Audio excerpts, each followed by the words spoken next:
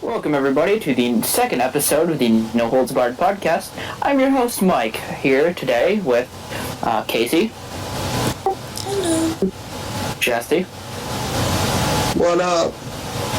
And two new people, Corey in the house. Aloha. And Pat. Just Pat.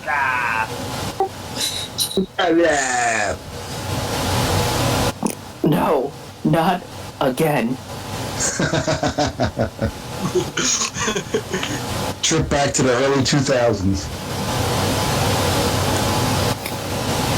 So, as we touched on last week, Bill Manspeaker is the best worst person ever. He is the best. Hey Pat, you play anything good recently? Not particularly. I'm still just waiting for Doom Eternal and the new Star Wars and whatever other probably gonna be shitty video game comes out soon. Hey, fuck you. Cyberpunk 2077 is gonna be one of the best. Calm down before I fucking put you in a small, very, very painful small spot. Alright? Fun box? I'll stuff you in a small storage bin of some sort. Fun box, small and square and dark. Fun box, check out this cool fun box, yay!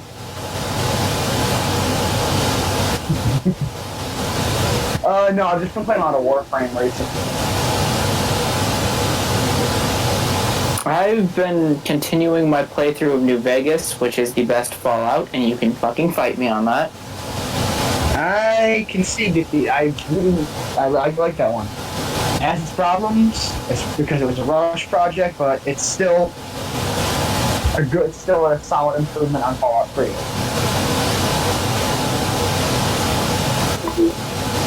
So Jesse, what do you do for work? I don't think you elaborated on that. I harass people over the phone for money. Alright, that's fair. Nah, just kidding. In small detail, I mean that is a funny pun on it, but I call business to business and I sell lights, cleaning supplies, maintenance chemicals, stuff like that.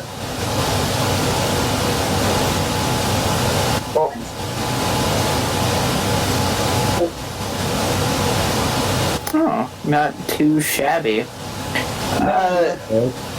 Right now I'm between jobs, but I was working for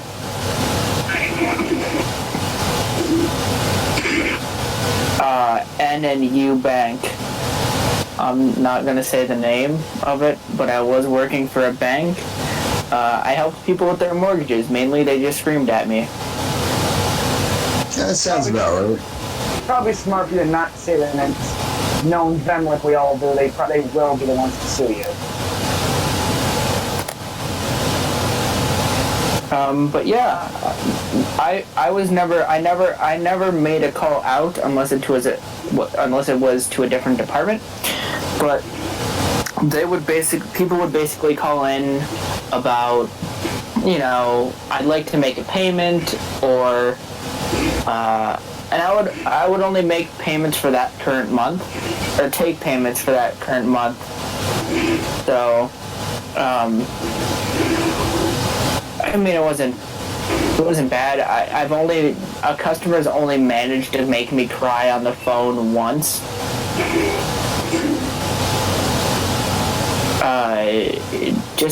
They were basically harassing me because I was letting them know that if you take a hit to your credit, you have to dispute it with the credit bureau. That's not our job. That you made a payment a month late for the previous month. And they harassed me, they made me cry, and then they asked to speak to a supervisor.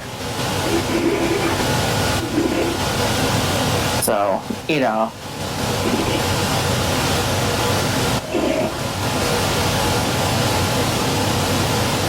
That sounds interesting. It wasn't. It was probably the worst job I think I ever had. The only thing that made me stay there was the people I worked with. I think the worst job I ever had was working at McDonald's because everybody there was a bunch of jerks. Plus the managers there fucking, from what I've heard, I've never worked at a McDonald's, but from what I've heard, the managers act like they're all powerful gods. Oh yeah. No. Anytime you work food prep, anything like that's say food prep, you always have that man. Yeah. I went to college for 2 years. That'll make me better than everybody on the planet. And I almost always have a list where they have a weird pick. My manager. No, mine were all just fat. The guy I had to work for was skinny and would not let you want and hated being handed things or working in a food prep line. And then you really need to be slow. I worked at McDonald's. It sucked. That was 20-some years ago, though. It was horrible. Yeah. I should mention my buddy taco was attached to a gas station, so it was a little different. That is different. So there would be two different kinds of gas. Back in the corner, you.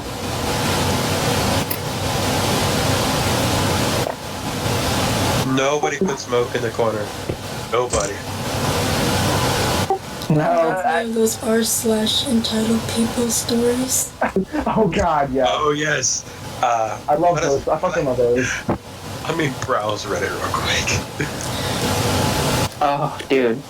I love the entitled parents one. Yeah, they had one where. Yeah, I love that one too. They had one where this lady did. This guy, had a concealed carry permit and everything. He had his guns, properly hidden. And this kid pulled out his shirt and asked if he could see the gun. He's like, well, no, you can't. It's a real gun, kid. And the kid was like, aw. And then they made it when they pew pew at him with it like a finger gun. And Oh yeah, I saw that today while I was at work. Me too. Yeah. Let me see what I can find. I demand you give my child your gun and take the bullets out. Yeah. Dude, I love pissing off entitled parents, especially like walking around in the summertime with, my battle jacket with all my patches on it. Shaggy beard. Yeah, or like I have a button up that has a bunch of fuck words on it, where it's like, fuck you, fuck this, fuck me, fuck off. That really gets some entitled parents going. Let's see. I'm on the entitled parents subreddit right now, and the top one is, you see that thing in your hands? I want it. It's mine. Give it to me. Oh, are we browsing Reddit for entitled parents? I am browsing the entitled parents, and I will read it out. Please read one out. All right. This one comes from user Ainsley Star. Thought of a great story from a few months ago. Characters are as follows: PM, Pie Mom; PK, Pie Kid; CE, Calm Employee. So, around Thanksgiving, I decided that I wanted to make a pie for my mom and bring it to Thanksgiving dinner. My mom, as Celtic, has Celtic, so she typically misses out on the pie since she doesn't want to make everybody eat gluten-free crusts when they don't have to, even though they really aren't that bad. However, since I am a procrastinating hoe, I waited until Wednesday night to even go to the grocery store to buy what I needed. I managed to snag the last gluten-free pie crust they had, which was great because I really didn't want to hand make it. Cue the entitlement. PM walks up to me and holds out hand. Me is a dumb bitch and thinks she's asking for a high five, so I high five her. PM, what are you doing? I need the pie crust. Me, oh, sorry. It looks like they're out. Maybe you can ask somebody? Interrupts me. I know they're out. That's why I needed that one. Points to the one that I'm holding. Me chuckles nervously. Yeah, sorry. I need this too. PM, I need it for my daughter. She can't have gluten.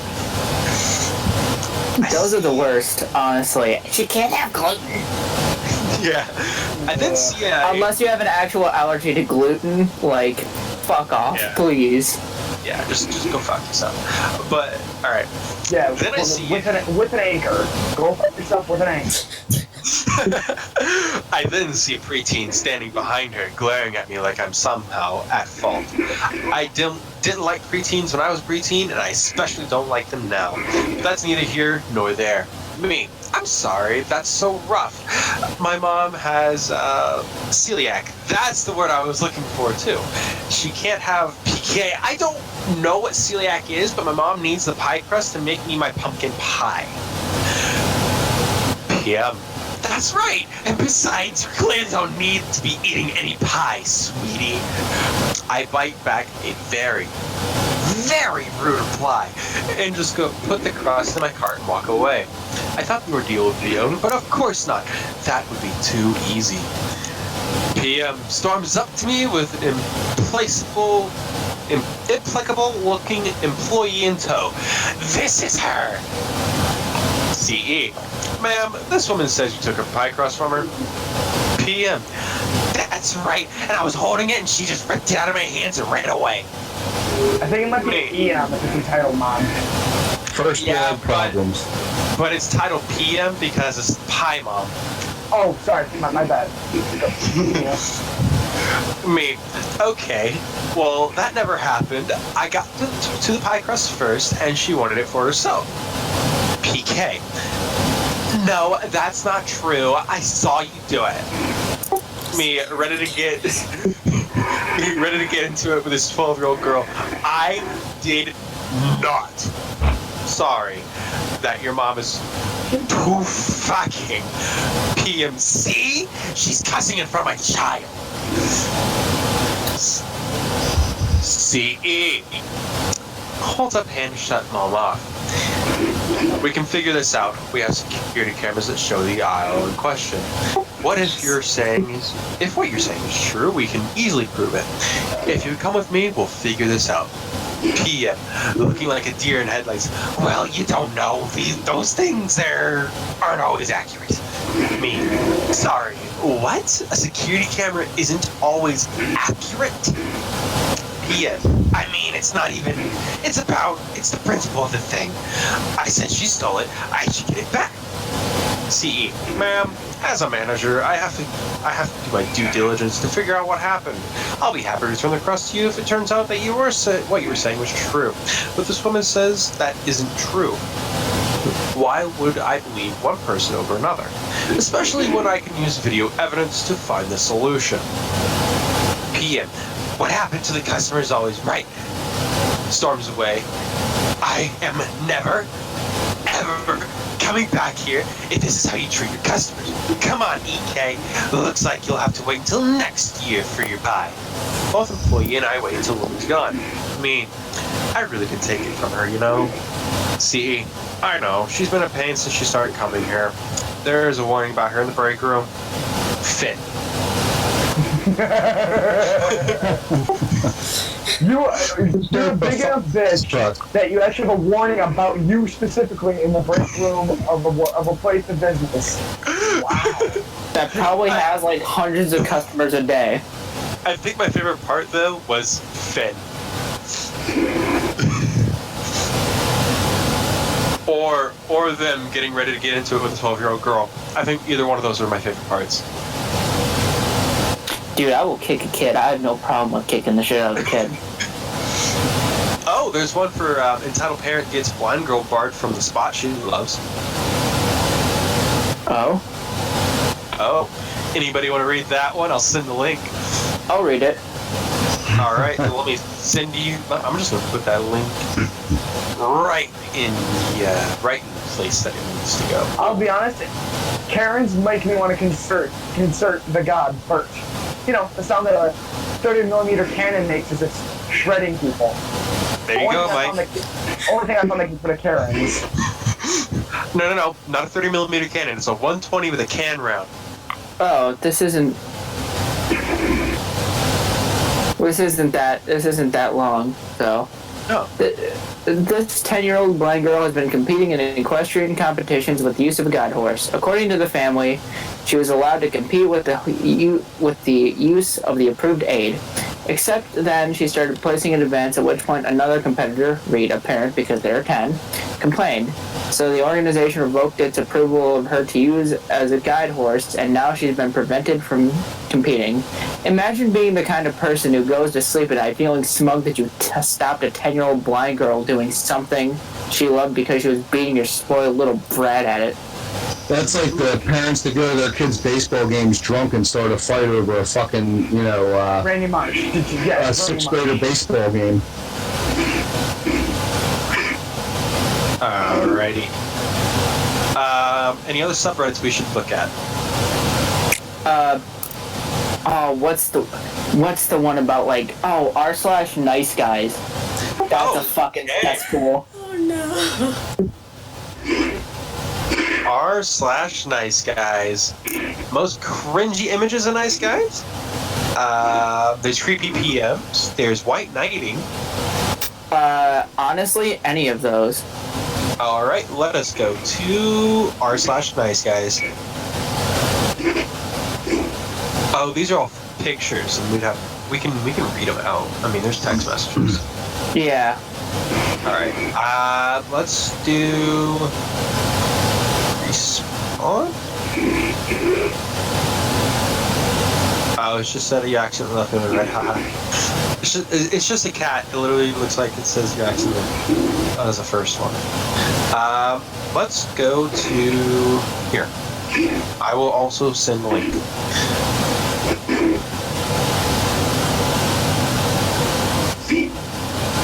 Alright. Some bitch.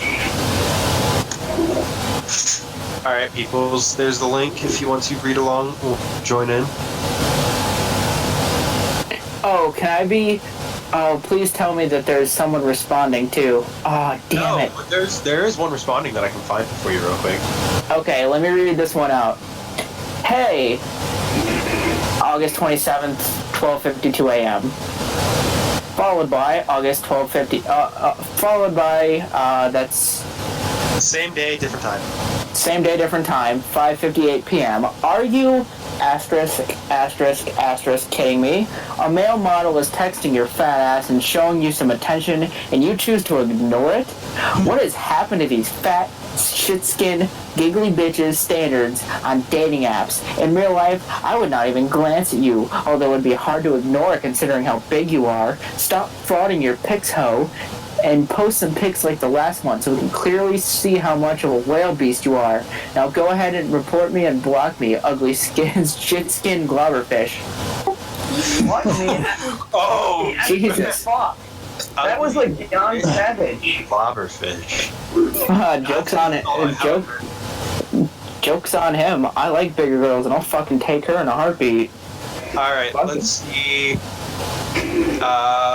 Offered his condolences after my mom passed. Feels it's an appropriate time for a dick pic. I'm sorry, what was that title? Offered? Alright, I'll say this nice and slow. Offered his condolences after my mom passed. Feels it's an appropriate time for a dick pic. Oh, you're just the worst kind of person, mate. You know what he was thinking? And there's back and forth. That left foot. And there's back and forth for this one. I think the funniest response would be as far as him saying, if he'd asked if there's okay to send a dick pic, send a dick pic, and I send one back. Do you want to be gray or blue? You know what? I'll be the creepy guy. All right. Oh god. Gorsh. Gosh, Mickey. So what for your walks? Can we not do? Oh, this is on Messenger also. Oof. Thank you. Alright. Are you okay? I wasn't at first. It's gone on 5 months now since she's been gone. It's not getting easier, but it's become manageable. I see. If you want to talk, I'll listen and help you if you want. Thank you. I appreciate your offer. You're welcome. And at any time. Can I show you something? Proceeds to send dick pic. Without a response. That is disgusting and highly inappropriate. I'm guessing the response was, after can I show you something? What is it? Sure. Yeah. I'm honestly sorry if this is inappropriate. I'm sorry. You think that this is okay to send unsolicited dick pics to people? I really hope this is a joke. Excuse me. It's a joke. It's a joke, lol. Joke or not, it's not funny. It can get you in trouble. I'm sorry. Forgive me. I wasn't thinking clearly. I swear I won't do it again. Yeah, maybe my fucking baby dick will get your mind off your dead fucking mom, you stupid cunt. Oh, I have one. Let's check out Pro Revenge. Oh, Pro Revenge is so good. Makes me feel warm and fuzzy inside. We should just title this the Reddit episode. Just the random Reddit on it.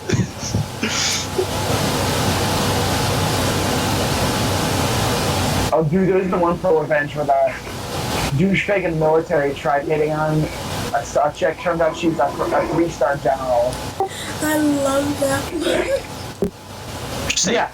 Oh yeah, that one Yeah, it's like your boss's boss, your boss's boss's controversial. boss, and your boss's boss. So there's two controversial ones. Client refused to pay, so I had some fun. And then management tries to fire. I turn the tables. Let's do manager tries to fire me. I turn the tables. All right, this is a redux. I will read this big boy post out, so y'all won't have to kill yourselves. I'm not sure why, but my previous post was deleted. At the request of others, I am reposting it. This story is totally true. I think I still even have some of the certificates of appreciation in the story. I'm not sure why some find it so unbelievable that a person wouldn't keep the files and act professional. I have no reason to lie. I just wanted to share a true account of how I was almost fired and turned the tables on a bad supervisor and manager. This story. I had a manager try and fire me for being rude to a caller. The caller wanted us to call internationally to confirm insurance. I asked the current floor supervisor if we could, and he said no, so I told the caller we couldn't. She ended the call, and I wanted to ask the supervisor if there's anything we could do, and was told could not. I asked him to email that answer to me, and he did.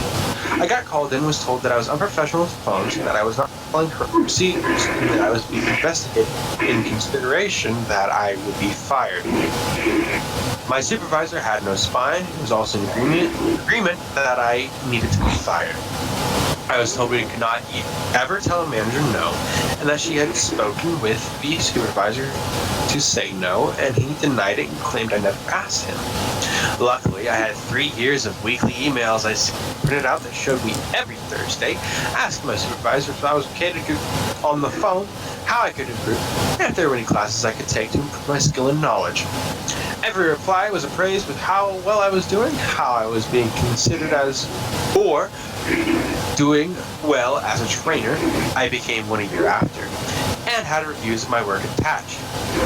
Every single QA review gave me 100% scores, and I was the only one on the whole team who consistently got 100% reviews. I also had a large file of customer complaints where they'd asked to speak to the supervisor to praise my work, and then I am given a certificate. I also included the email from the supervisor who instructed to say no. I quietly put this all together in an inch-thick file and made 3 copies. I was called back to discuss my reprehensible behavior and to review calls I had made as evidence of my bad service. As we listened to the manager pointed out how cold and emotionless I sounded, I agreed that it could have been taken this way if one would have very problem, but my phone voice is always calm, careful, so that I am easily understood. I have been told how much it is appreciated by our callers, since we mostly deal with the elderly, doctors' offices, and they appreciated that my information was clearly presented, since misunderstandings can be very bad. I had customer compliments that often included appreciation of the way I spoke. 3 out of the 5 calls she said were the worst interactions she had ever. I said that was odd, since I had a certificate for great calls signed by my supervisor and her. The certificates weren't given out until the call was listened to. The other 2 problematic calls, ones that I had received at 100% score, were by the QA. So I asked, well, my supervisor is telling me weekly best on the team, and the QA department is telling me I'm always meeting 100% of my goals, and the customers are giving me positive reviews. So, if my attitude has been such a problem for so long, why wasn't it addressed before? No answer. I demanded to know why this issue was not allowed to continue for so long. The manager asked me to return to my desk, but asked that I leave my folder of evidence for review, which I did. I went to lunch, and when I returned, I was told there was a computer error that wiped my email profile and all saved emails from email account, and my computer had been added to fix the error. I asked the supervisor about it, and she said she knew the command. I was called again and told that without any evidence to back up my claims, 100% QA scores and my customer appreciation certificates, that they had no choice but to move forward. I asked where my printed copy went, and the manager claimed that she didn't have it, and I'd never given her a copy. So I pulled out another copy of all the paperwork and explained that deleting it off my computer didn't delete my copies, nor the copies she had no access on the company cloud, which is where I back up my information daily. Something that was so uncommon, the supervisor didn't do something to do. I then asked for an HR representative, and the manager said I waived my right to have an HR rep present when I didn't ask for one at the start of this mess.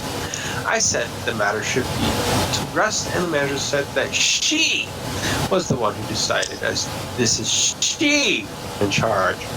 She also handed me a write-up and demanded I signed it. I took the time to read it, and of course, it had me admitting that I was 100% at fault and that I would not retaliate in the slightest regardless of action. It wasn't even on the company's disciplinary form. It was written in. I was done. I decided to just go with the nuclear option instead of quietly trying to talk to HR. I went far above. I grabbed the write-up, walked out. The manager would stop me until she saw me walk in the office of the director call centers in the company. The guy who was magnitudes above her, and who I was on friendly terms with. He asked what was up, and I told him that the manager was in the process of trying to fire me. I gave him the write-up and my folder of evidence, and he went friendly disinterest to dead serious. 30 minutes later, he finished reviewing everything and said, "Follow." We returned to the manager's office, and she turned white when we told her to call in supervisor and HR. He kept asking her what she was trying to do and why she was going after me, and why she felt it was okay to try and delete evidence from my computer. He never yelled. He asked her a question and then patiently answered, which she couldn't give. Whenever she would bring me up or look at me, director would say something. "No, don't look at him. You and I are talking now." When supervisor arrived, he did the same thing to her. No answers, just stammering and housekeeping. HR arrived, the manager jumped to speak over me to give her side. Supervisor did the same once manager was done. They're clearly trying to run out the clock, since HR was a small department and had blocked out time for meetings. I finally mentioned this, and HR person said that they had to cancel today and should be there as long so to get to the bottom of the issue. Manager looked enraged, supervisor was pale and terror. I was then taken to a separate office to give my side. Manager said that she had the right to be there, and the director told the supervisor that they had the right to sit there and wait. Both were told they were not allowed to leave until he told them they could, because both were known to disappear and go home if problems happened on the floor. HR director and I had a nice chat. We went over my evidence and calling history, listened to the call that started the landslide. and then asked if there was anything I could to have done better. I said that I could have asked a different supervisor for help. I used the HR person's laptop to pull up my stuff. I had saved on the cloud, and there it was, document after document proving my side. Emails from supervisor, emails from manager, all praising me. Proof of my 100% QAs, everything. Director was almost gleeful that he finally had something concrete because there had been complaints about the manager and supervisor. Those complaining never did anything. Called the QA manager in and got a statement about my QA scores and how I was professional 100% of the time. I pulled in supervisors from other teams who confirmed I was a pleasure to work with and always went above and beyond to help. I felt pretty good to know I was actually appreciated by people who matter. You don't get that often from a call center environment. They agreed that I had done nothing wrong, asked that as far as they were concerned, the matter was closed for me, but they would be looking to the manager and supervisor. They couldn't tell me anything officially, of course. Manager and supervisor got official disciplinary actions, threat to terminate if they were caught doing this again. The supervisor was demoted and transferred out of the department completely. I heard it would basically ruin her career with the company since the actions were so serious. Manager ended up moving to a different office at lower pay. It was about 40 minutes farther home because her actions against me opened the floodgates against her, and she could be fired or take the far worse position. She ended up quitting about after a month.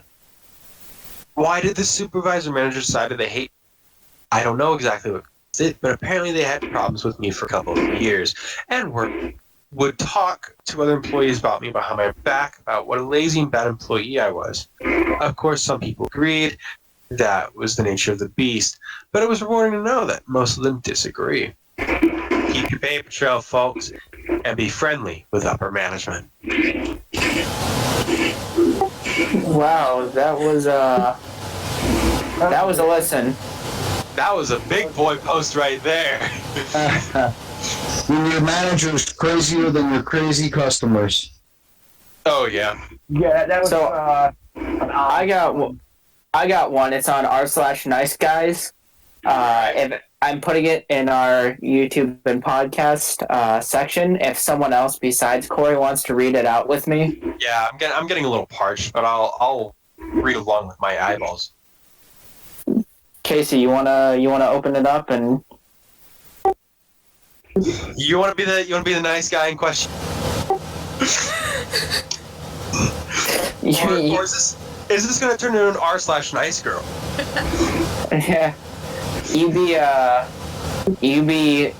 gray, I'll be blue. Or no, I'll be blue. I'll be gray, you be blue, Casey. Okay.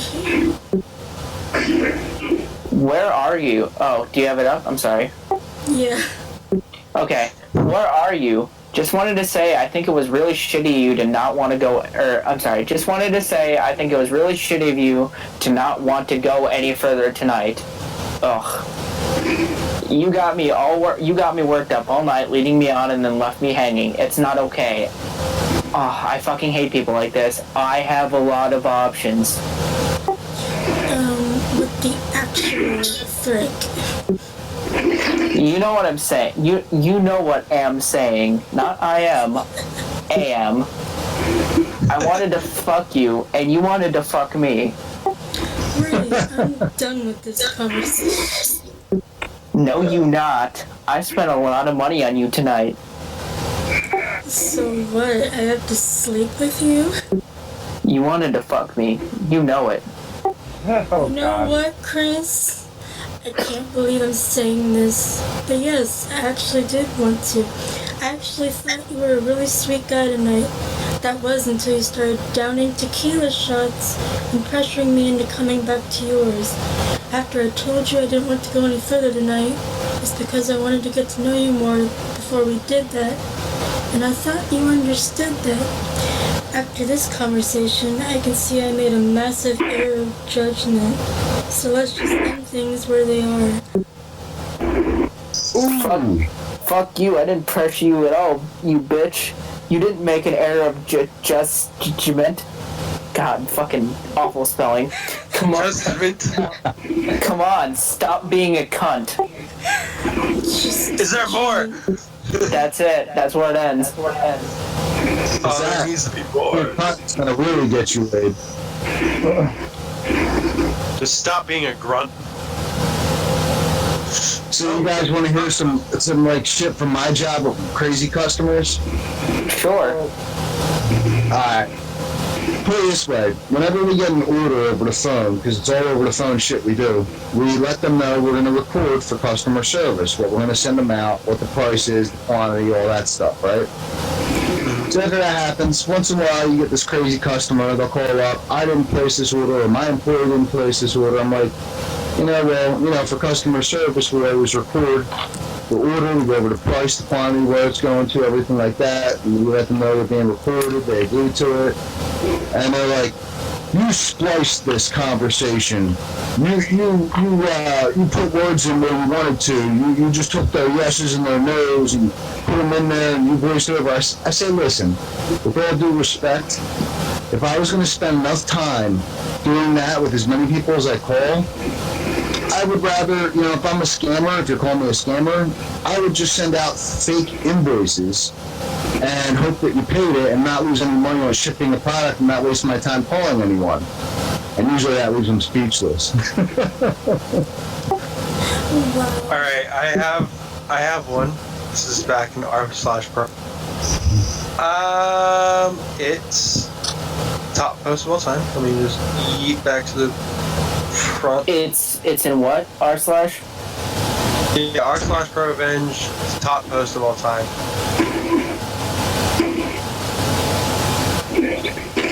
All right, so top post of all time. Coworker tried to get me fired over breast implants, so I pulled the Uno reverse card. All right, so there's too long didn't read. I can do that, or I can read the whole post. That sounds like a big boy post, so just do the too long didn't read. All right, too long didn't read. Coworker harassed me over having an implant, which I only got because I had cancer cells. I called her out. She reported me to HR for calling her out. I got a bunch of people to write statements of all the times she harassed me and got me fired instead. Also, I've been told that isn't what a reverse Uno is, but I can't change it. I think I've heard that one. Yeah, if you watch YouTube and watch r/, I think r/ did the... Yes, and I bought his puppy shirt and it's adorable. Yes, his puppy bloopers. There's also...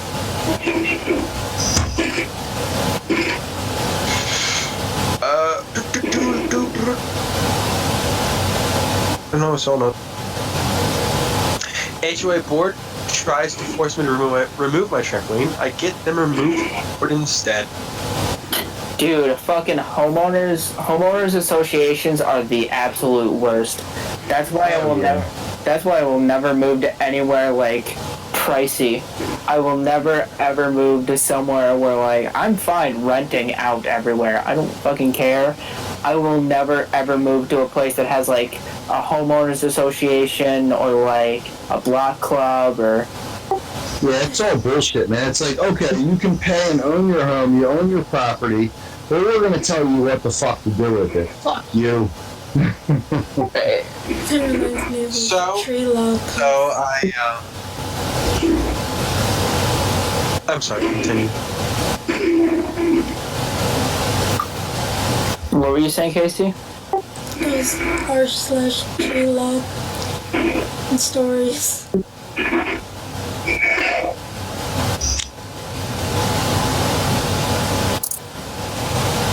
Well, I found one that is entitled parents mixed in, or well, it's pro-revenge with a hint of entitled parent.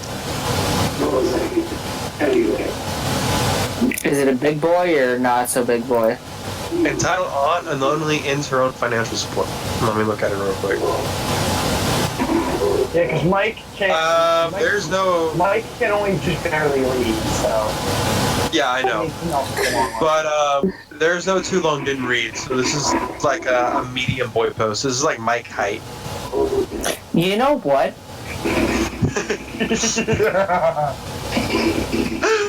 Hey yo, Mo, why are you so small? Hey, yo, Corey, why are you so dumb? Hey yo, Mo, Hey yo, Mo, why you don't make it through basic training, bruh? Ooh, You know why. that one's a little savage. That one hurt a little bit. Good. That one stung a little bit. Good. Pat, check your text messages. Oh god. Hang on.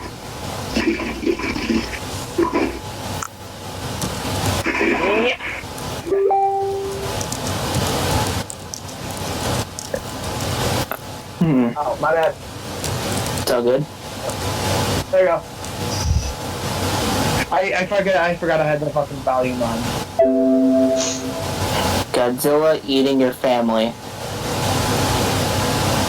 So how about tattoos? How about tattoos? What kind of tattoo does everybody have? And if you don't, you can just say, I don't have a tattoo. I'm a blank canvas. Mike, you are tattoo. Be plain. Am I the only one in here that has tattoos right now? No, Jesse has tattoos. I have 1, 2, 3, 4, 5. Wait, hold on. I'm losing track. 1, 2, 3, 4, 5, 6 tattoos. 7 tattoos. Sorry. I have a giant dragon head that goes up from my elbow to the back of my shoulder. I have Legend of Zelda on my forearm, Metroid on my wrist, and I have a symbol I got off an Edgar Allan Poe book, and I have an eagle on my chest.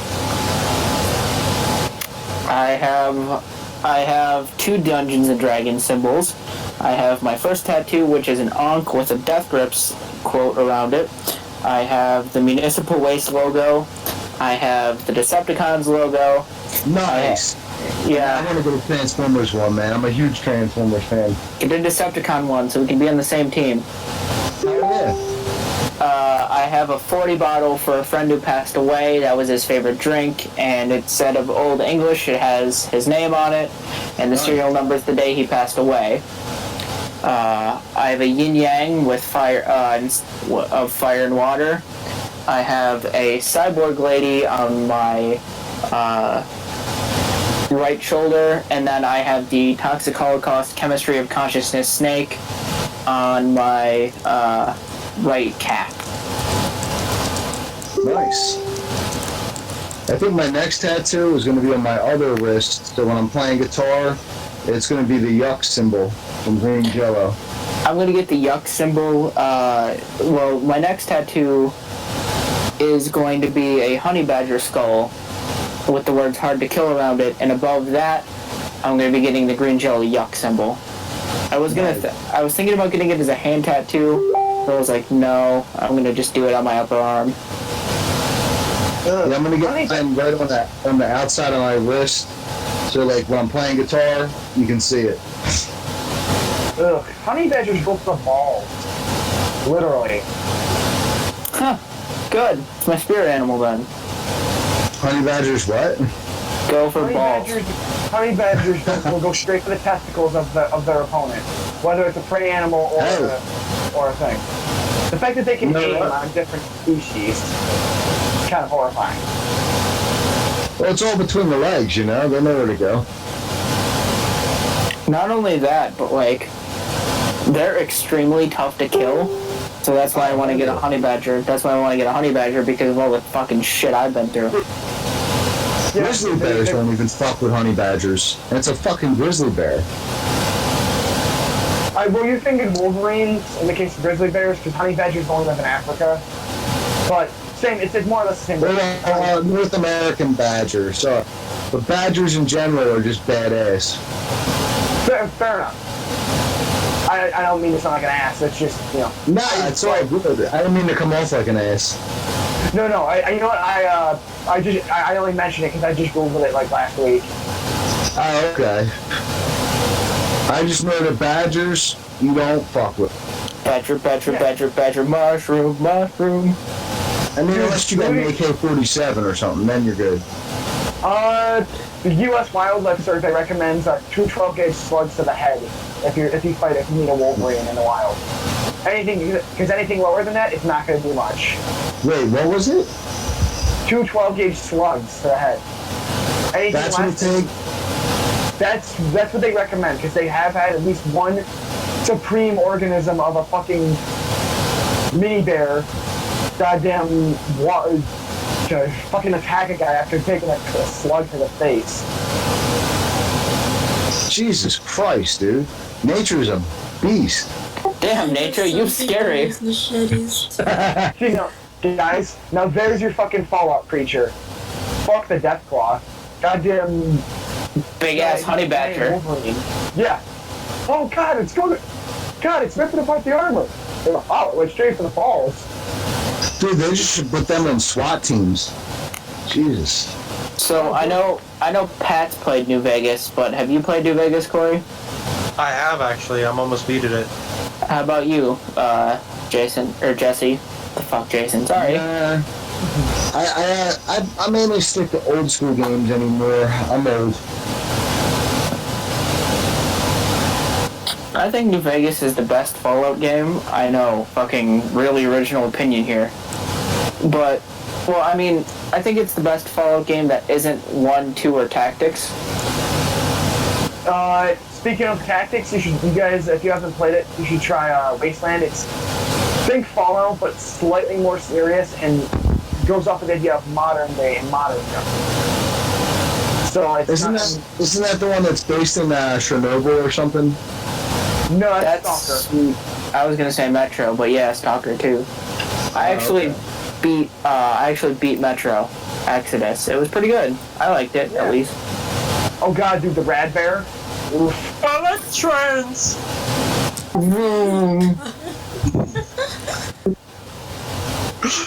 The only reason Michael played Metro, he likes trains. I do like trains. How did you know? Because you play Metro? Well, wait a second. What kind of train are we talking about here? All the train. All kinds. All kinds.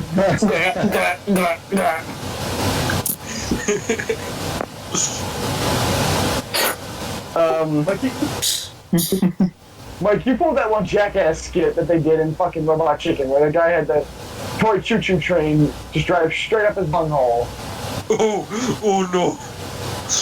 Ouch. You just heard choo-choo, ah!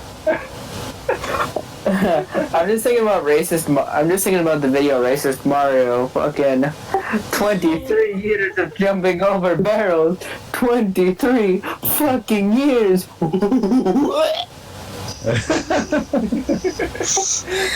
Goes off his butt and out his mouth. I think my favorite was when Mario and Luigi basically play GTA, go into GTA. Oh, yeah, dude, that Robot Chicken. That was a good Robot Chicken. Yeah. Oh, and then fucking Yoshi goes into Raccoon City. Yeah, like, what the hell? He's in it for like 92 seconds. I don't remember who made it, but I saw one Mario Brothers one. It was like a live action kind of thing, and they were like mafia, and everybody was human, even like Bowser and Princess Peach. Princess Peach had an addiction to pills. They were shaped like mushrooms. Fucking Luigi ends up getting Mario capped because he's sick of his shit.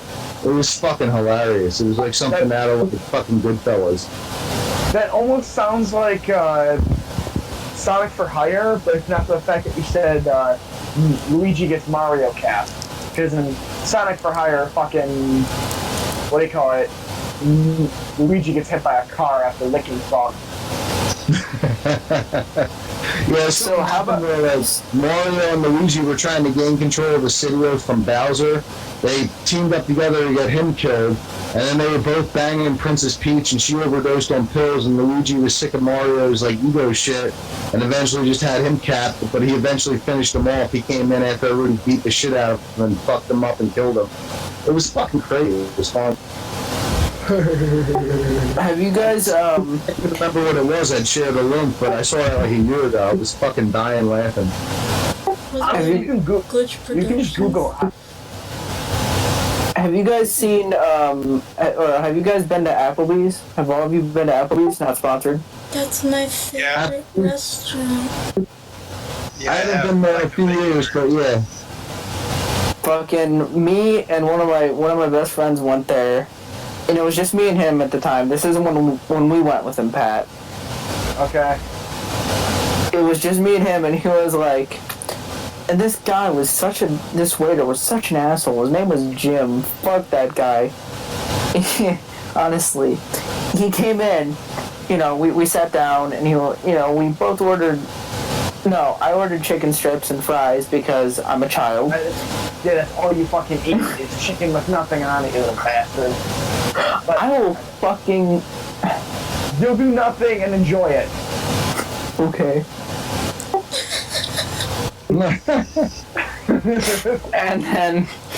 and he's like, hey, can I get some mayonnaise with the burger?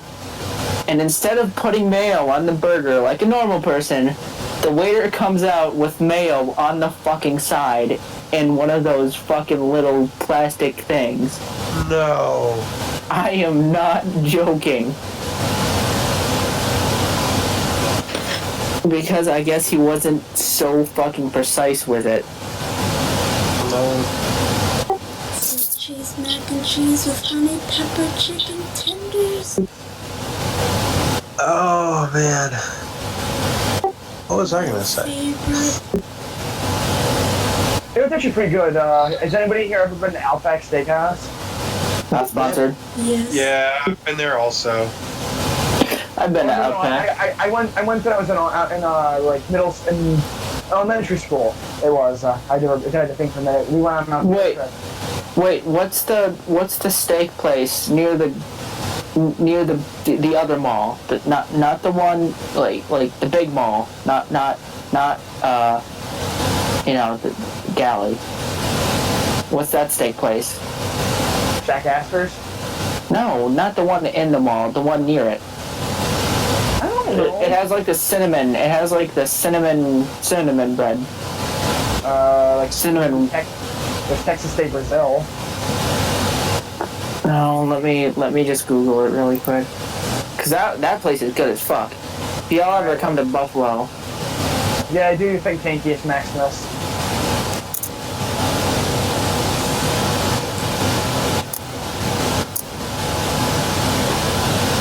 Come on, get this robot exploded. Texas Roadhouse. Oh. Alright. Roadhouse. Yes, Roadhouse. Roadhouse. Not sponsored. Texas Roadhouse was pretty good. But, you want to know something I've always been thinking? I've never been to TGI Fridays. Not sponsored. I have been pretty awesome. I've always wondered, and I'm stemming off the... Like just breaking away from it completely. Y'all know who Birdie is, right? Like the character Birdie? Like the yellow, like the pink Yoshi? Yeah. Yeah.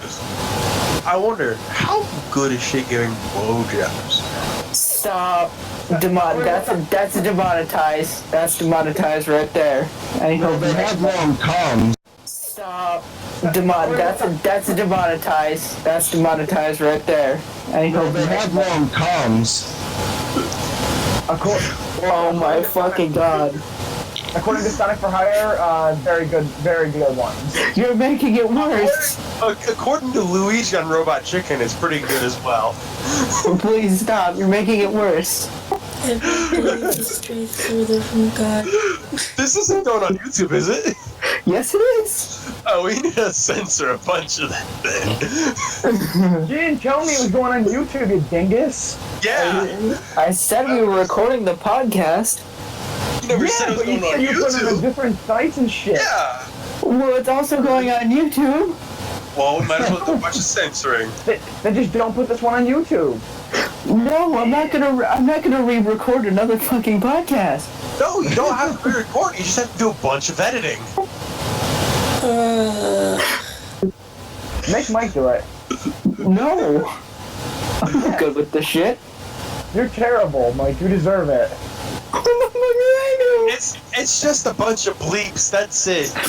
It works Just for the so we can- outdoor- Just so we can get that. Just so we can get that sweet ad revenue. You just gotta bleep it. It just works.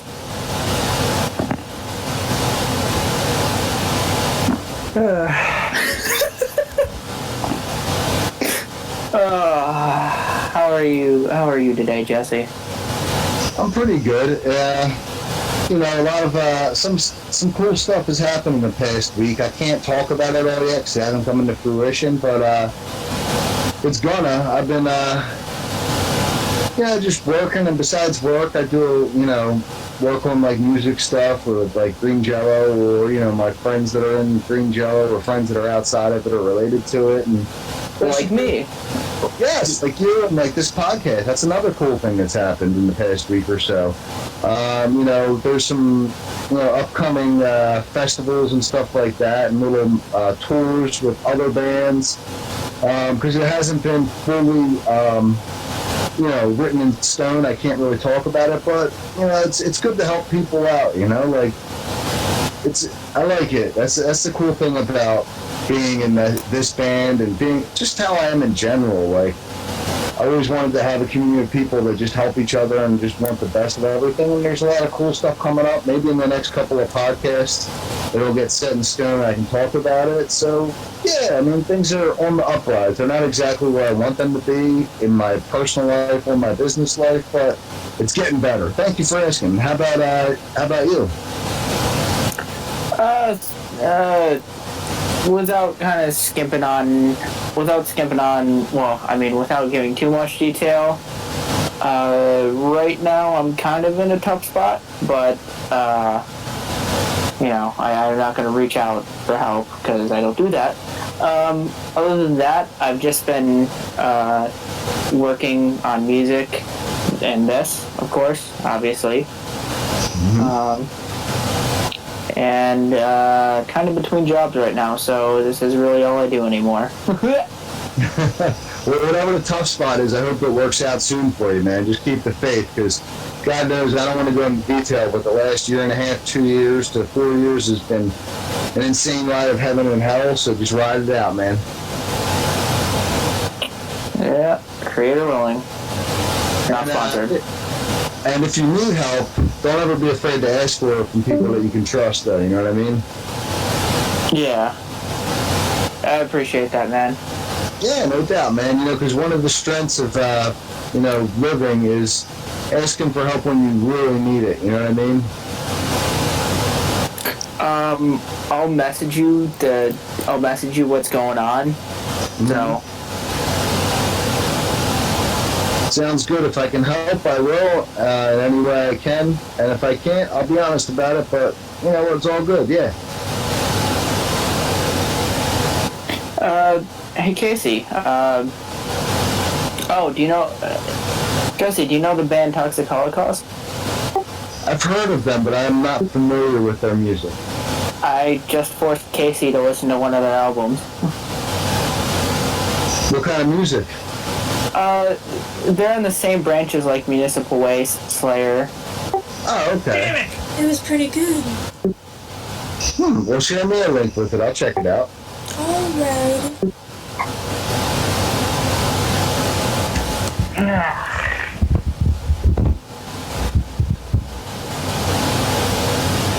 So guys, if you could have one random celebrity you could beat the living shit out of with no consequences, who would it be? Ooh, good question. Let me think while everybody else answers. I'm sorry, what was the question? Any celebrity, you can beat them to a pulp, like pretty much to the verge of dying without any consequences. Doesn't matter what position they hold in society, so this includes presidents and other such people. Any No consequences. Anybody, but you can just pound them into the ground. anybody without consequence. As far as celebrities, they got to be like well-known, kind of famous people. I personally think Tom Cruise, because I think Scientology needs to go down a few pegs. Yeah. That recent shit, yeah. Tom. Yeah. I couldn't think of anybody else who deserves an ass kicking more than Tom Cruise.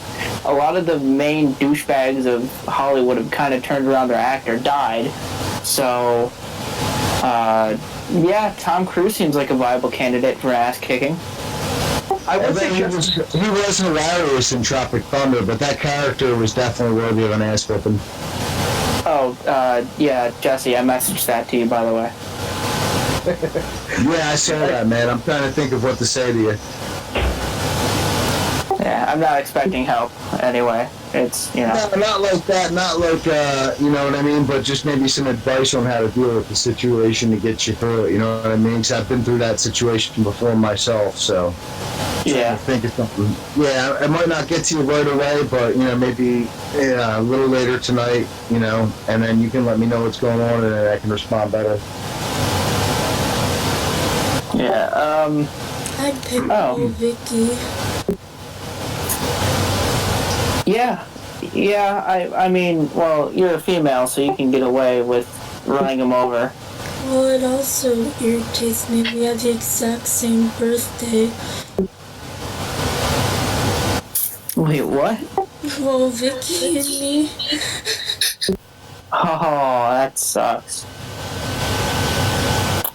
That always sucks sharing a birthday with someone you absolutely fucking despise. Oh man, I'm still debating who I would beat the shit out of without consequence. Man. Barring Tom Cruise. Barring Tom Cruise. God, if I had to pick someone other than Tom Cruise. I mean, there's people like Justin Bieber, Nicki Minaj. Justin and Nicki have kind of turned their act around. Whatever, you know what I mean. I'm just saying that. I mean, Cardi B raped people apparently. That's another bleep. Well, she robbed them. She was planning. She tricked them that they were gonna have sex, and then she gave them some fucking Bill Cosby juice and just stole their money instead of raping them. That's pretty fucked up. It's still bad. Whatever. That's just as bad, honestly, in my opinion. Yeah, but putting that situation, I'd be more mad about the money. Like, it'd be more like, wow, that does a great. Like, I'd be more like upset about my fucking self-esteem just getting blasted in that situation more than anything. Like, money's money. But, I mean, it's not even about the money. It's the principle that you're such a scumbag that you're going to drug people and steal their fucking money. And then you'll just own up to it like it was no big deal. Yeah, she definitely deserves an ass whipping. Maybe Kevin Spacey. He's a bit of a creeper. Yeah. Creeper. Kevin Spacey was actually proved innocent in that. Was he? He was. Come on then. I've always wanted to kick the shit out of Kevin James. No real reason. Just wanted to do it. You know who I met in person and I've watched several interviews with and videos who's a total fucking jerk-off on the B-list level?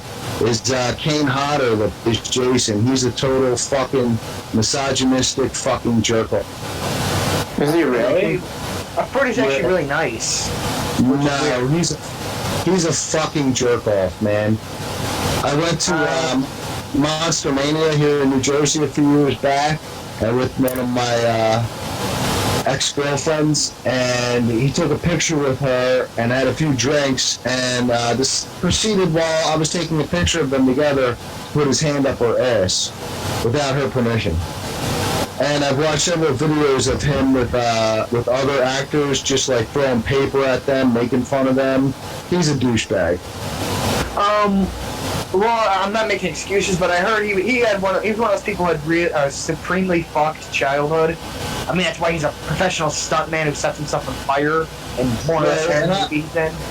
I've known people that have completely fucked childhoods, and most of them turn out like shit, and it's not their fault, but I've known some that have actually been really good people, so... That's kind of my point, is that take the knowledge that he had a fucked childhood as he will, whether it helps his case or makes it worse, it's a 50-50 thing. It is. It's really, it's like kind of like I watched this video the other day. It has nothing to do with actors, but it was like this 70-year-old guy, and they asked him about, like, and you guys were younger, so when I say this, I mean no offense, like snowflakes, the new generation compared to like older generations. And he went on this thing to where he said they did a survey with people that are younger nowadays and asked them what they would do. It was like multiple choice.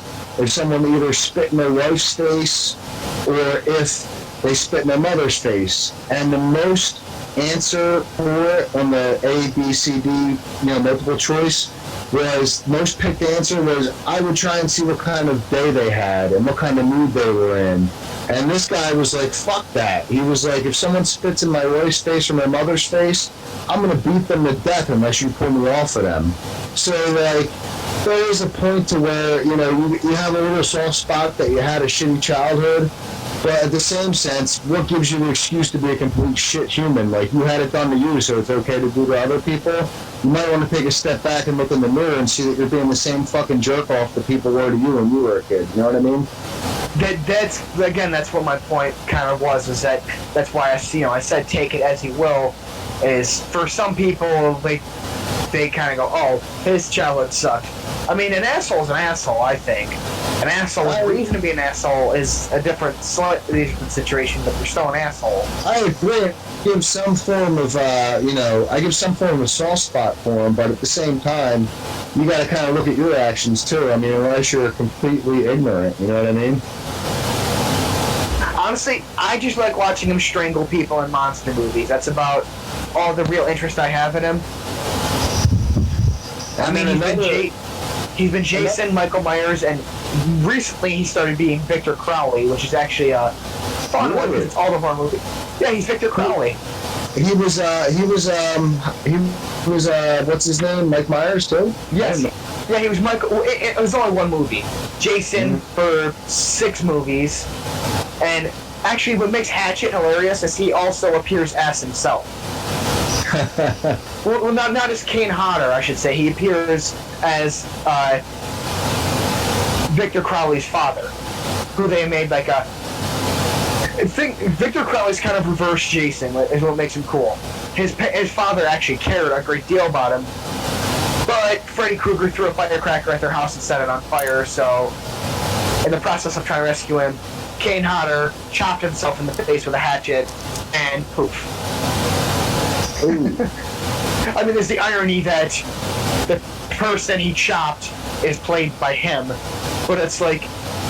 Plus, what makes Crowley fun is, he doesn't chase you that far. If you actually get outside of that small area of swamp he haunts, because he is like a semi-ghost. If you get out of the area of the swamp, he physically can't chase you any further. A limitation perimeter. Plus, you can kill him, but he'll just regenerate the next day. So kill him and get the fuck out of Dodge.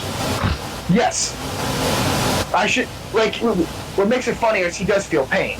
You shoot him, he stumbles, you stab him, he bleeds. He can be killed traditionally, just it takes more. I don't know if it's because he's magic or if he's just a big mongoloid.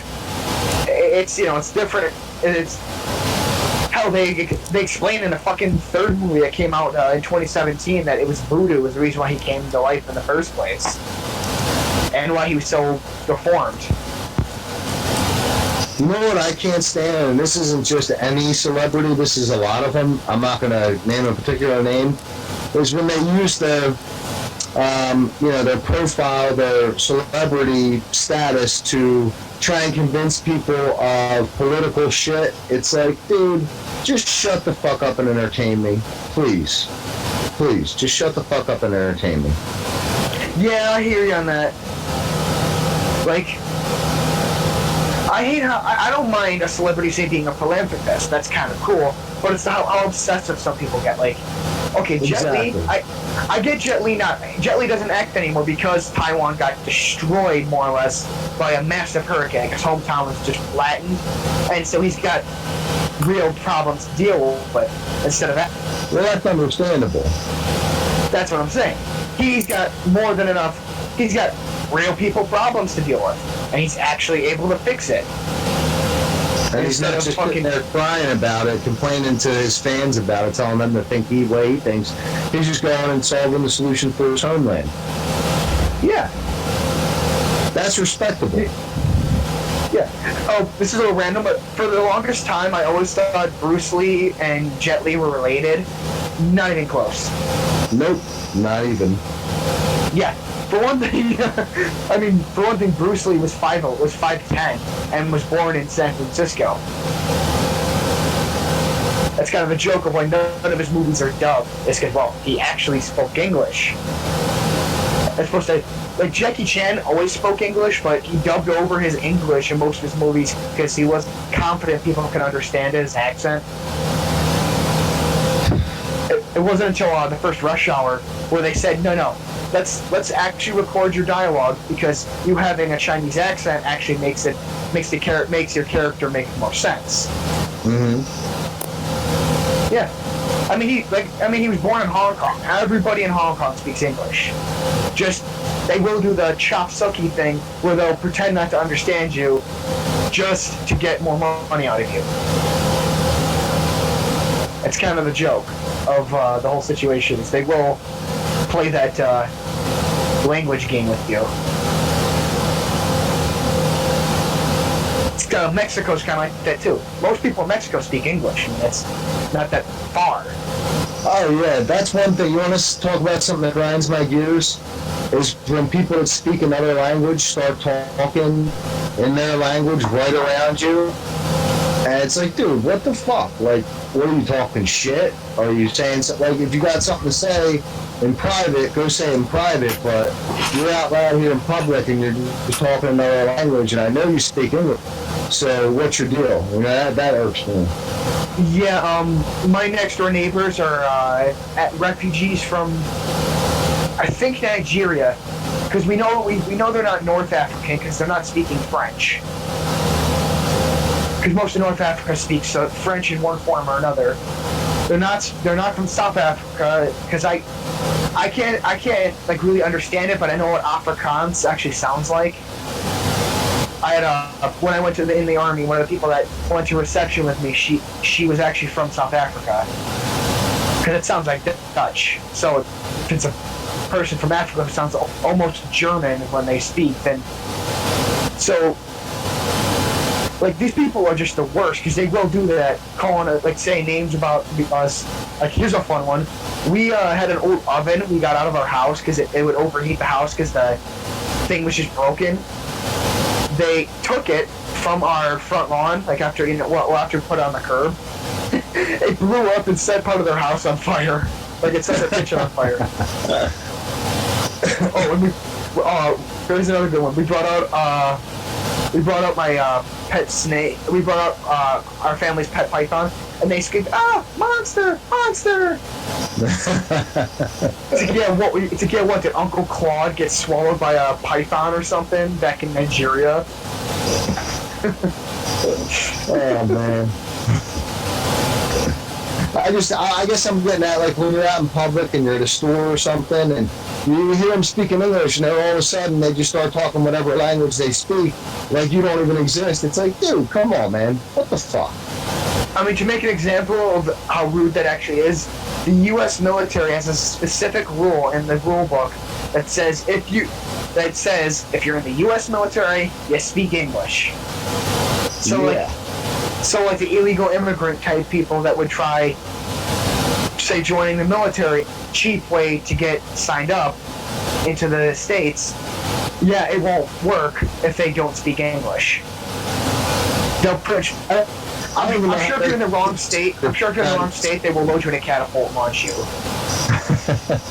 I don't even know how they'd be considered, though, if they're not even U.S. citizens, you know? Well, the thing is, they do limit the jobs. Like, the girl from South Africa, well, she was born in South Africa, but she didn't speak Afrikaans, but she knew a couple words, and she explained it to us, but because she wasn't born in the States, she could be, like, a cargo truck driver. That's about it. Right. And was she here legally, though? Like, nope. Her parents came. No? Her father was like a surgeon. Her mother was like a homemaker, and they came over perfectly legally. They perfectly immigrated with an E, like all paperwork. But because she wasn't born in the U.S., not at least not until she got her full citizenship. Not until she got the full citizenship was she allowed to pretty much do anything involving stuff that goes bang bang or boom boom. Oh, okay, I thought you meant people that just were here illegally and trying to sign up for the army to become citizens. Okay. No. See, people have tried that too, and the military thinks it's hilarious and will let them sign up just to have them fail and send them home. Wow. I don't know. Y'all motherfuckers are on my land anyhow, so, I don't want to hear shit from you guys about illegal immigrants. My ancestors pounded yours into the ground and won it fair and square. I wouldn't exactly call that winning it fair and square, but if that's what helps you sleep at night, that's what helps you sleep at night. Well, actually, now that if I have to be specific about it, my family didn't come over till the 1880s, and even then they've stayed in the northeastern U.S. since the beginning, so, yeah, no guilt for me. My family were slaves back in the old days in Ireland, but never owned them. Honestly, we were always too poor. My family's always been farmers and soldiers.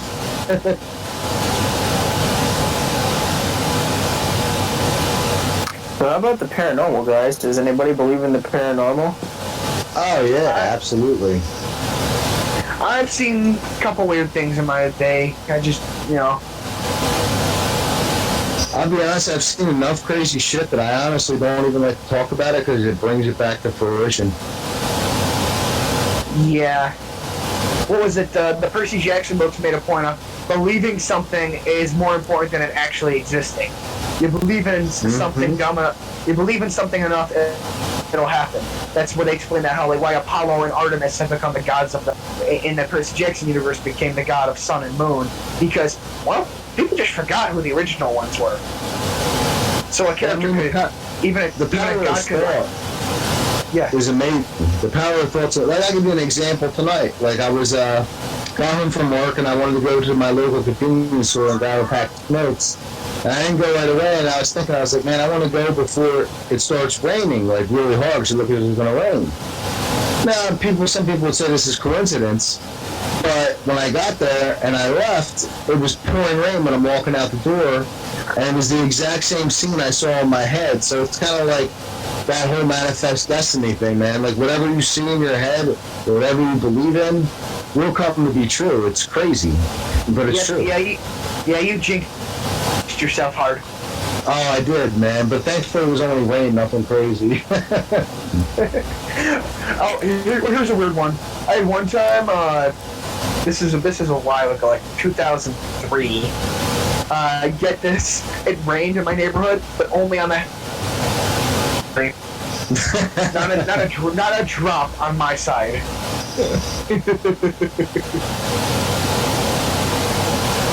But that comes back to, I guess, everybody making their own reality, you know what I mean? Like, it's why some people can do things and other people can't. People that say that, it goes back to that old saying, you think you can or you think you can't, either way you're right.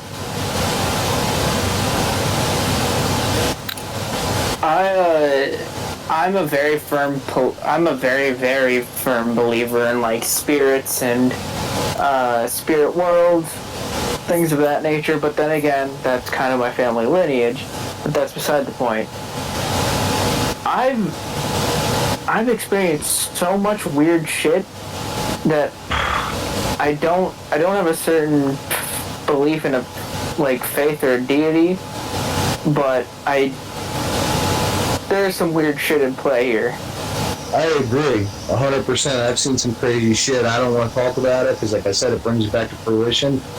But there's some crazy shit, and some people call it ghosts or demons, and it could be. But I'm a firm believer in the fact that like there's the wind out there, and it's there, and the air you breathe in, but you can't see it.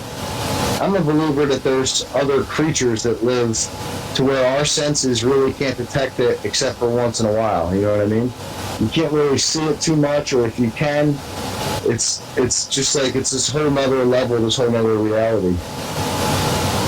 Oh, you know what? I don't know if I've told you about those monster hunting books I read, but they explain that the FBI's monster hunting team, one of their main belief is that the reason why they don't let people know that things that the creatures that go bump in the night in folklore are actually real is, at least again, this deals with the old ones like think Cthulhu and shit, is that the more people that know they exist, the more power they have, and they have no idea. The more thoughts to bring it to power. And that's the thing. They have no idea if this is actually the truth, but they believe in it enough that if they can't blackmail you or scare you, or convince, blackmail, or scare you into not doing it, they'll try to kill you. Makes sense. I mean, it's kind of like the whole Godzilla thing. Like, Godzilla came from an ancient Japanese lore of a lizard monster that anytime the fishermen went out to sea back in the day, if there was no fish to catch barely compared to normal season, Godzilla was coming and he'd eat all the fish and then he'd come to land to eat people as well.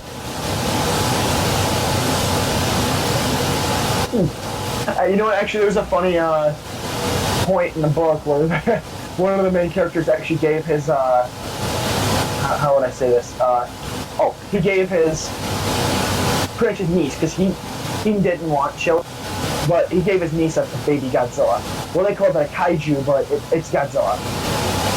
Huh. They're like 3 feet tall when they're babies, but they grow they grow very quickly. Let me go. I'm just gonna go over some mythological creatures here. It's a list of 45, where I'm gonna try to go over each one. Okay, so the first one is from Ghana, Africa, and it's called the Adze. And keep in mind, probably gonna butcher a lot of these. It's a vampire that transforms into a firefly, biting people in their sleep and killing them. The next one it's from South Africa. It's called the Grootslang, or Grootslang. It's a massive serpentine elephant that plagues a deep cave in Richardsville. And from the artist's rendition, it looks to be exactly what you would think. It's got tusks, it's got the doopy elven ears, and where the trunk is, it opens up to show a fucking big-ass alien mouth. That's the best way I can describe it, like the movie Alien. Wow. Creepy. This one is from South Africa as well. It's called the Inkanyamba. Again, I'm not from these regions, so I'm probably going to butcher it. It's a gigantic winged eel with a voracious appetite, and that is associated with brutal storms at sea. Yikes. And then there's the goddess Amit, which is from Egypt. It's a goddess with a lion, hippo, and crocodile body. It's got a crocodile's front, a lion's back, and then a hippo's kind of back legs. She eats. Oh, that thing, yeah. She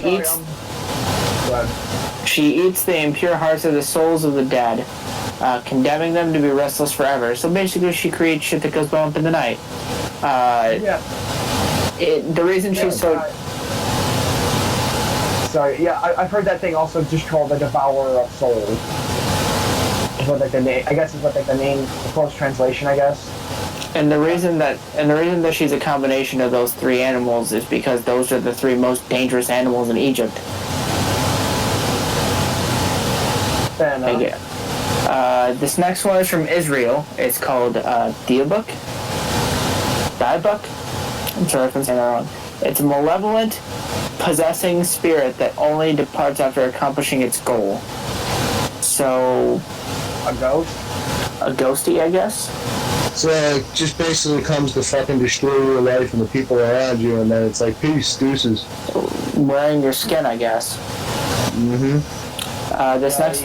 This next one is called the Aswang, or maybe Aswang. It's from the Philippines. Wait, ASWANG? Yeah. Aswang. It's guys during Vietnam used to tell horror stories about them apparently possibly existing over there too.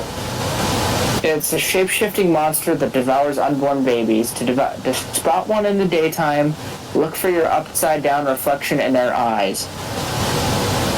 I wouldn't be looking that hard into a person's eyes unless I was trying to sleep with them, but whatever. I think that's kind of the point, though. It was the joke. My Monster Hunter books, they fought a couple of those. They don't like fire. Fire. Of course, bullets do fuck all to them.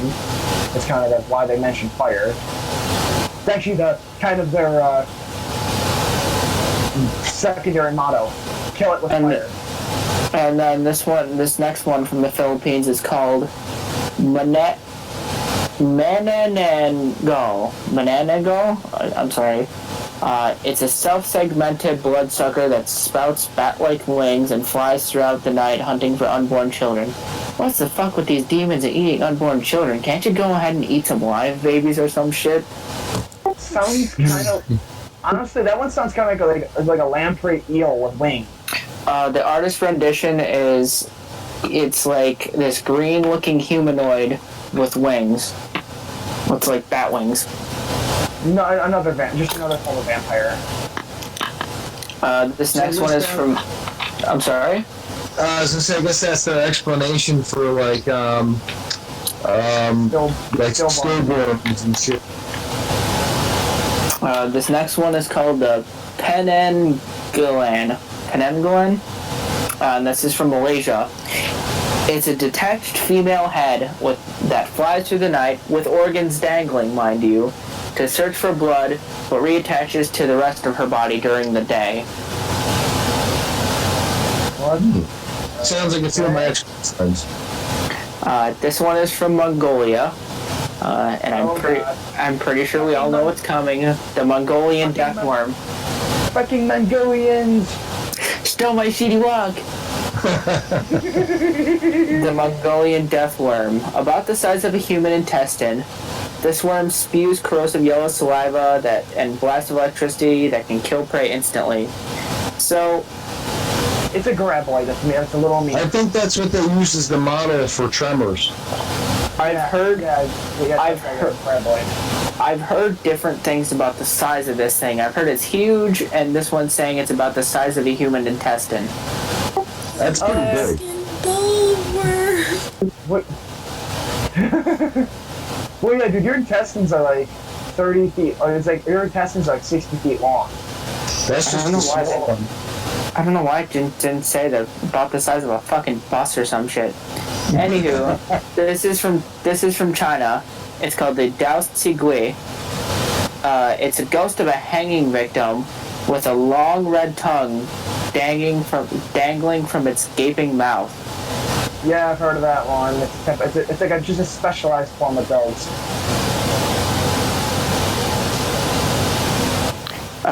This one is from Japan. It's called the Tsuchinoko. It's a thick snake-like creature that can jump about a meter high, referencing the Kojiki, the oldest history book in Japan. This one is also from Japan. Wow, quite a few from Japan here. Wow, holy, yeah, it's a lot. It's called the Kamaitachi. It's a sickle-limbed weasel that can cut off your limbs in the blink of an eye, and it literally just looks like a weasel with the fucking scythe or Pokemon hands. Jesus. No, what do you call it? Naruto, the one Sand Village chick with the fan. That's what apparently gives her wind powers. She's channeling. So, this one, I'm sure most of the viewers, along with you guys, have heard of. It's Deke Deke. It's a ghost of a young girl who was cut in half by a train. She drags her torso around, seeking to dismember others with a scythe. Okay, No, that's a that's strange just one. me. This next one is called the Gasha Dokuro. It's also from Japan. Surprise, surprise. Why do the most fucked up things come from Japan? Okay, thank God. Sorry, in Wasteland, I nearly whacked out my as well. It's a gigantic It's a gigantic skeleton formed by the amassed bones of people who died of starvation. They bite off the heads of travelers and drink the spraying blood. That's fucking metal. That's fucking metal. Yeah, dude. Yeah, you know what? That does sound like a Japanese heavy metal T-shirt. This one, also from Japan, again, surprise, surprise, is called the Jiki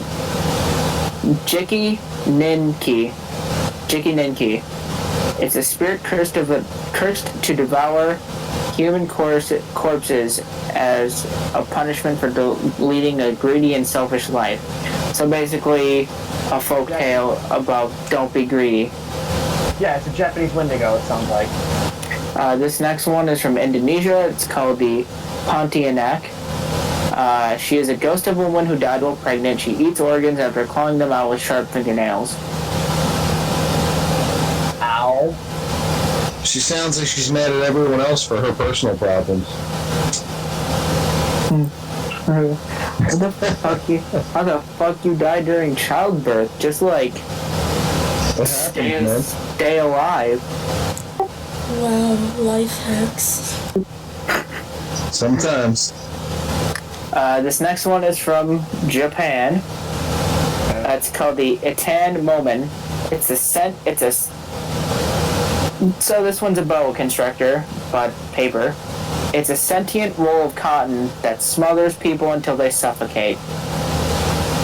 How about we only mention the country of origin if it's not Japan for now? Okay. And this next one is from, say it with me, 3, 2, 1, Japan. It's called the Ninjin, and it's enormous white sea creatures with eerie humanoid features spotted by vessels in Antarctica.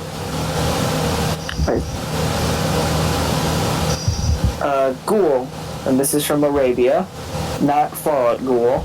Shape-shifting demon that takes on the form of the corpse it has most recently eaten. Yeah, it's the classic OG fantasy monster, the Ghoul. This next one is from India, China, and Vietnam.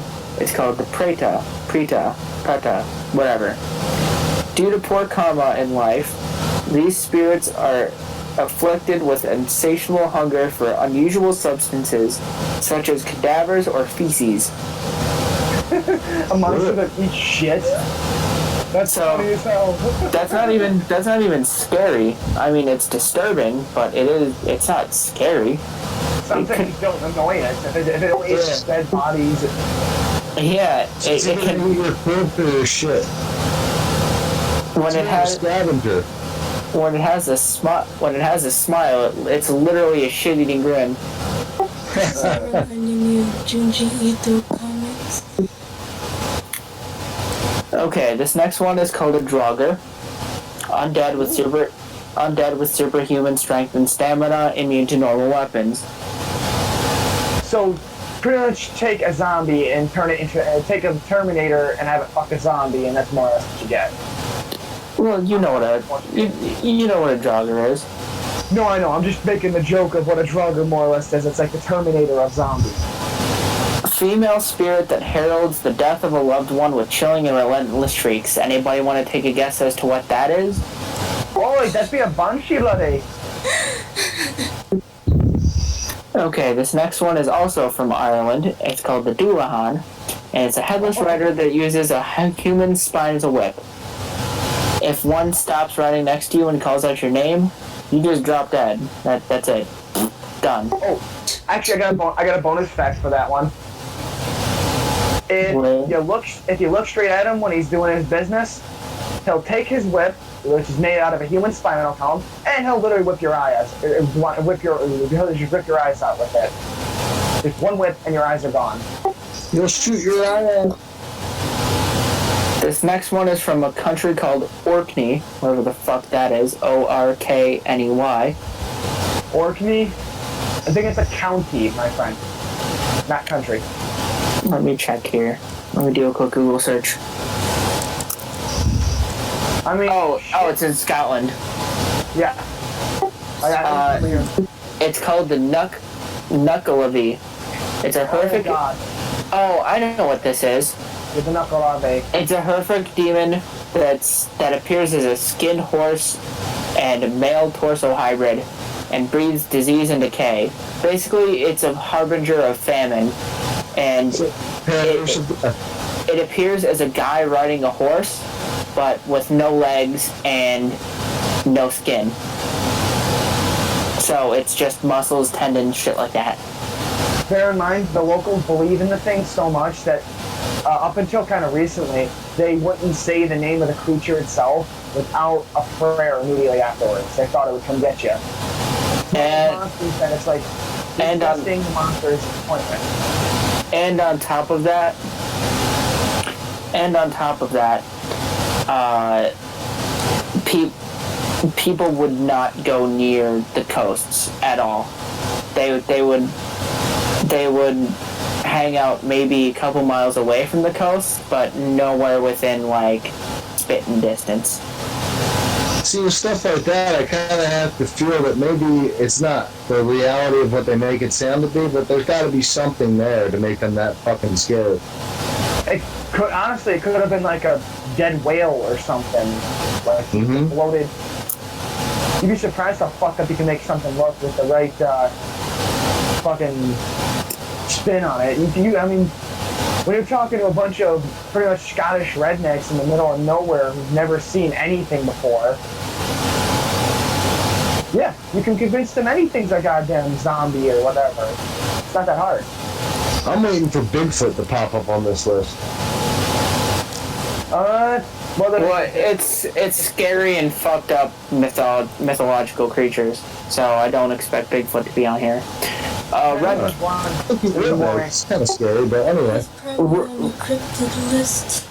There's the orange. Sorry. Redcap. This is from Scotland. Wicked murderous goblin that lingers in ruined castles. I guess that's a good way to teach your kids not to fuck around with abandoned places and places they could get hurt at. Watch out, a fucking little thing with a scythe will fucking kill you.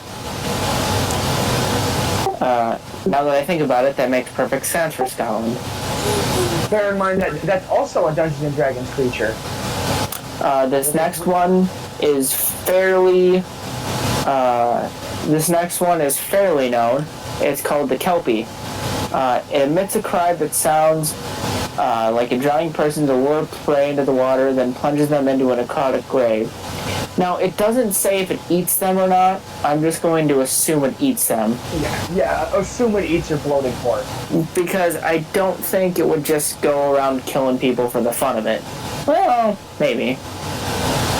Celtic monsters were just kind of giant pains in the ass, so it's 50-50 on. This next one is the gargoyle, a creature that is actually semi-decent. Apparently, it's a brooding creature that are supposed to scare away evil spirits. So, hooray! Yeah, honestly, just watch the TV show for that one. This next one is Black Annis. She is a pale blue witch with iron talons and a taste for human children. A taste for humans, especially children. Wait, who'd you say was this one again? Black Annis. Okay, I thought you said Baba Yaga for a second. That's my bad. Okay, so the next one is called the Black Dog. Omen of death, because every single fucking country has to have an omen of death for some reason. Can't have an omen of life.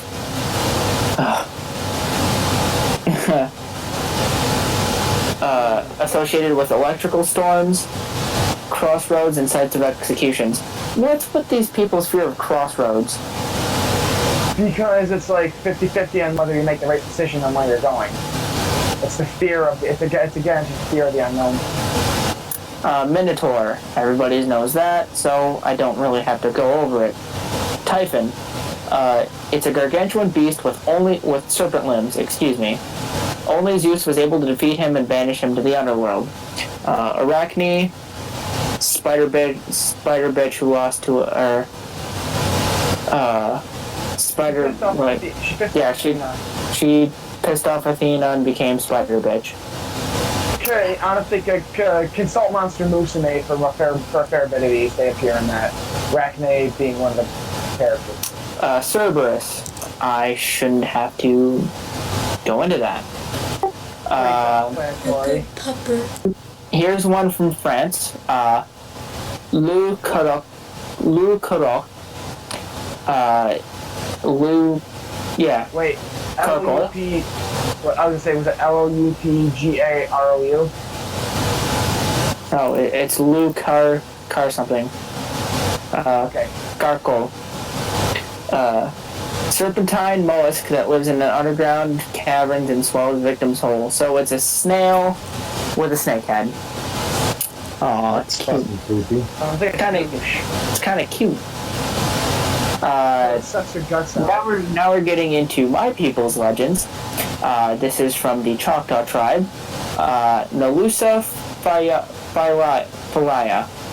It's a long black being that slithers and melts into shadows, basically a wraith.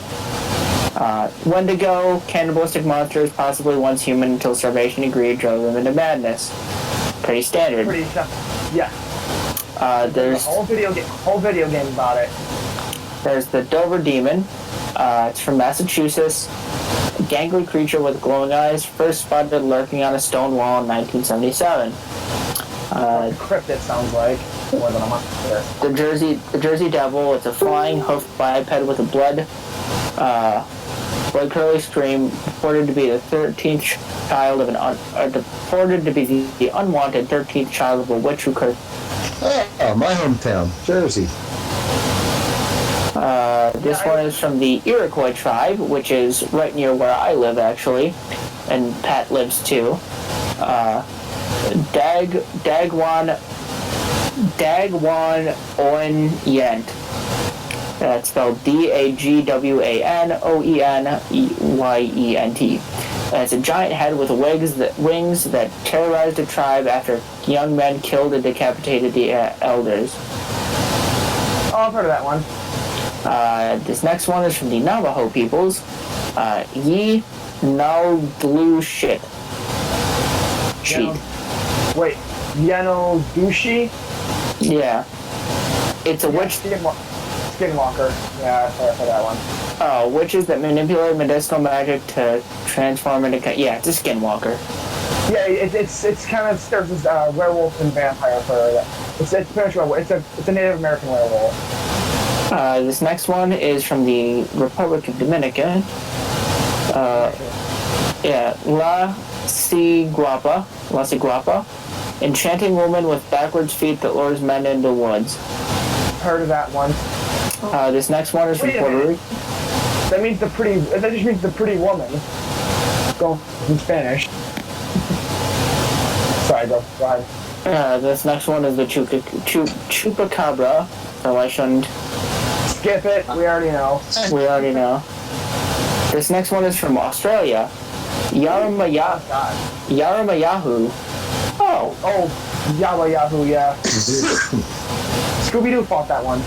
Yeah, except it's completely not how it was portrayed in Scooby-Doo. It's a short red vampire that drinks blood through octopus-like suckers on its hands and feet. After a nap, it will vomit out its meal. Sounds like me. Well, sounds like me after a couple drinks. This next one is also from Australia. It's called the drop bear. Ferocious marsupials that attack from trees but can be deterred by placing forks in the hair, having Vegemite spread between the ears, or speaking in an Australian accent. Okay. This next one is it's called the bunyip.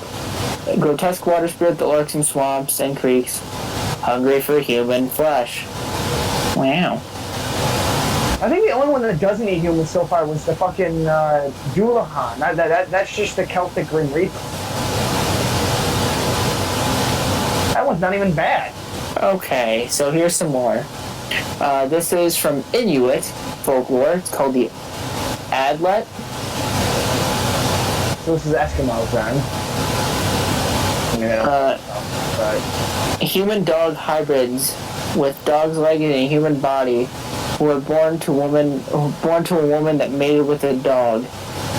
The Aglet had human bodies with hairy dog's legs, and they killed and ate their grandfather after he murdered their canine father, according to the legend. Well then.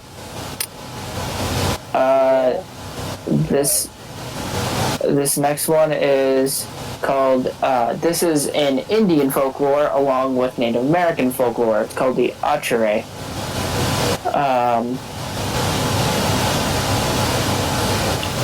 The unnerving childlike phantom known as the Achere originated in Hindu folklore in northern India, though it also appears in Native American myth along the Chippewa people.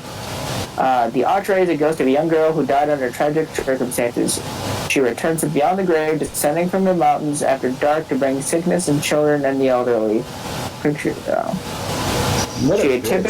She typically appears as a pale and sickly-looking young girl, and when shadows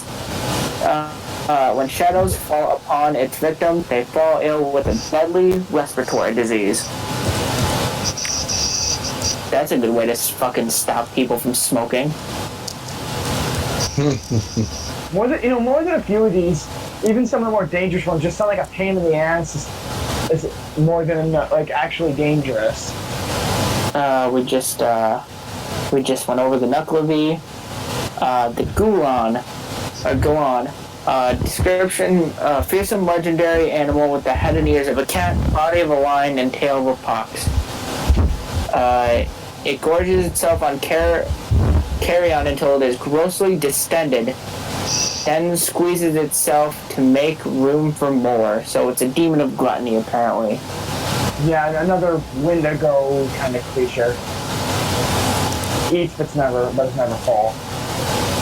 Kind of a classic, as it were. Okay, and then the next one here is the Fudakuchai Ona. This eerie creature looks like an ordinary woman, but has a ravenous second mouth on the back of the head, hidden by her hair. The mouth is insatiable. It gorges on any food it can find, fed by animated strands of the woman's hair, and usually appears as a punishment for afflicting people who are extremely greedy or stingy. This next one is the Rompo, which I've actually heard of from African folklore. It has the front legs of a badger, the back legs and rear of a bear, the head of a hare, so a rabbit, and the ears of a person, topped with a luxurious horse mane, and just eats human corpses. That's not that big of a problem. I mean, it's corpses. It's not like. Alright, well, I hate to cut this short, but thank you all so much for tuning in, and I hope you all have a good rest of your day. Thank you so much for tuning into our little